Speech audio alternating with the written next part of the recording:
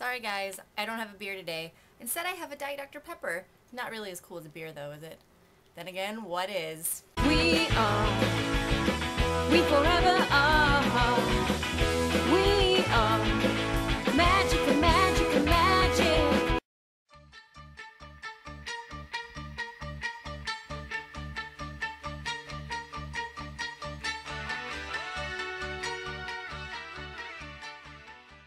I decided I really wanted to back it up and talk about what the ancient Greeks believed to be the creation of the universe, their origin story.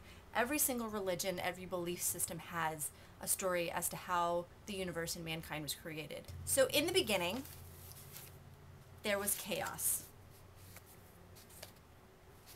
And somehow, it's never explained how, two things are born. Night and something that Edith calls Erebus, but basically she later refers to it as death. So out of chaos we get night and death, two really happy concepts. Yay! And then somehow, I don't know if the abstract concepts of night and death saw each other from across the room or across the astral plane of chaos, suddenly were drawn to one another because somehow night and death, OTP, love was born.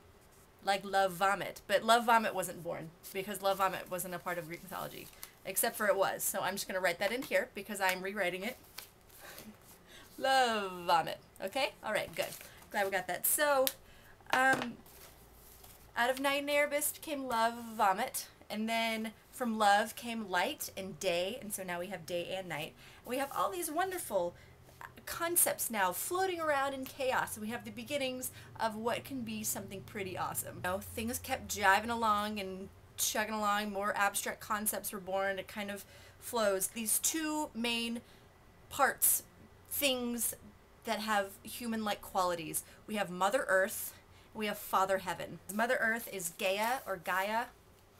Mother Earth, I kind of botched this up and I didn't want to waste paper and start a new thing, so just sorry about my mistake there.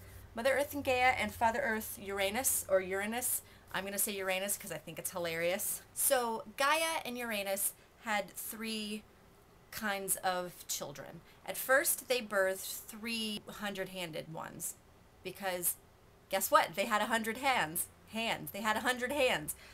Edith also says they had 50 heads. There were also some cyclopes, which is the plural of cyclops, because it's not cyclopses, because that just sounds clumsy. It's cyclopes, which were gigantic creatures that had a giant, you know, one single eye, cyclops. Then came the Titans. Uranus, Father Heaven, hated him. And it says that Uranus, it's just funny either way, imprisoned the 100-handed ones deep within the earth. He didn't mind the Cyclopes. You know, the Titans looked okay, and so he left them okay, but, you know, he just buried the shit out of the 100-handed ones because they were freaks.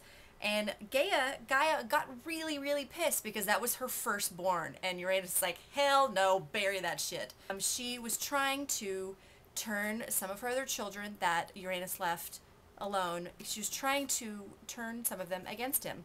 The only one that, Gaia could convince to turn against the father was Cronus, who was the eldest of the Titans. Edith says, see, I know what he really did, but it's really funny what Edith says here. She goes, he lay in wait for his father and wounded him terribly. She just leaves it at wounding him terribly, but do you know what Cronus did to his father? He castrated him. He castrated his own father. Right off. I would say that's probably the way to seize power from your shitty father, the first father in the world. So naturally he did what every man in power of his stature would do, and he married his sister, Rhea. And Rhea is spelled R-H. I need to make more charts. So I drew up a little bit of a family tree for you. So we have Cronus and Rhea. And together they had 6 children, which were the 6 gods. So we have Hestia, who's the goddess of the hearth, Demeter, the goddess of the harvest, Hades, lord of the underworld, future lord of the underworld, at this point is just a baby, Poseidon, lord of the sea, Hera, Hera's Zeus's wife, you know, she's lord of other shit, family fertility, something, you know, Hera does a lot of things, mostly just is really jealous and makes people's lives hell.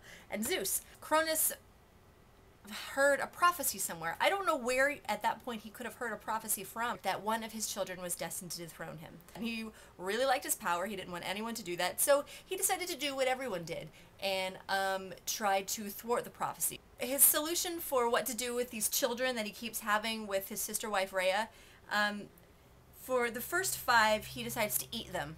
So the baby's born, and Rhea's like, look, you have a new daughter. I think I'm going to name her Hestia. And he's like, that's great. Can I see her? Nom, nom, nom. And he noms the baby, and down it's done. And she's like, well, shit, what'd you do that for? That was my child. She's like, okay, well, okay, well, let's make another baby. Maybe next time he won't eat it. This pattern continues with, like, look, it's a baby. I'm going to call her Demeter. And he's like, that's great. Can I hold Demeter? And he ate Demeter. And he's like, look, it's Hades. Poseidon, Hera, the last one, Zeus. Clearly, if she was preggo, then Cronus knew that a baby was on the way, but she decides to, she's like, he's not gonna eat this one. Finally, on her 6 children, she's learned that he's gonna keep eating children as long as you have them because he's nuts. Because he also cut off his father's nuts. Damn it, I can't stop making these jokes. Rhea finally decides to, very smartly, hide Zeus away on the island of Crete, which is, you know, island of Crete really exists. It's off the coast of Greece. Rhea decides to take a rock and wrap that in blanket and show that to Cronus, be like, look, I'm going to name this thing that is definitely not a rock, Zeus. And he's like, can I see that? And just swallows that along right with the rest of them. So fast forward to Zeus grew up, because he was a baby then, so Zeus eventually grew up, and Rhea had been hiding him that whole time from Cronus, old deceitful Rhea. Cronus was just hanging around, and at some point Zeus was like, hey Dad, so I got my grandmother's help, and you're going to vomit up all of the children that you ate so many years ago. But believe it or not, since gods and titans can't die, inside, even though he'd eaten them, these kids were still alive, which is very creepy. So Hera, Poseidon, Hades, Demeter, and Hestia all blah.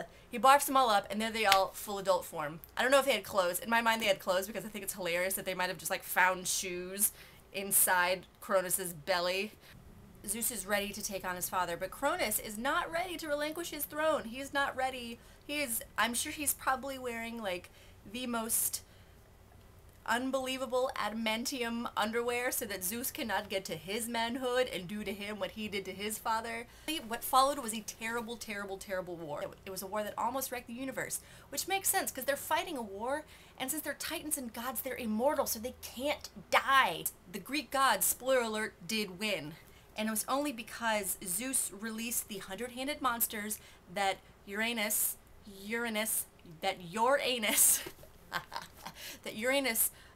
buried down deep within the earth.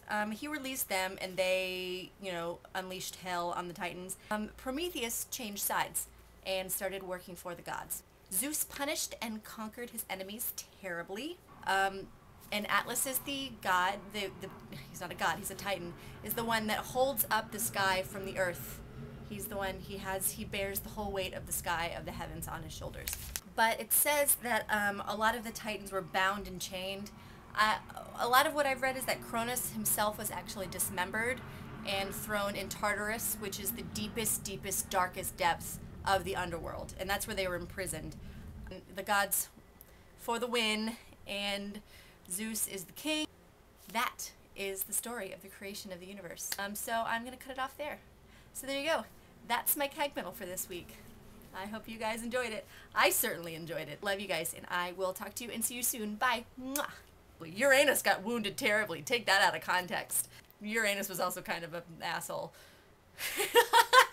I didn't even mean to do that.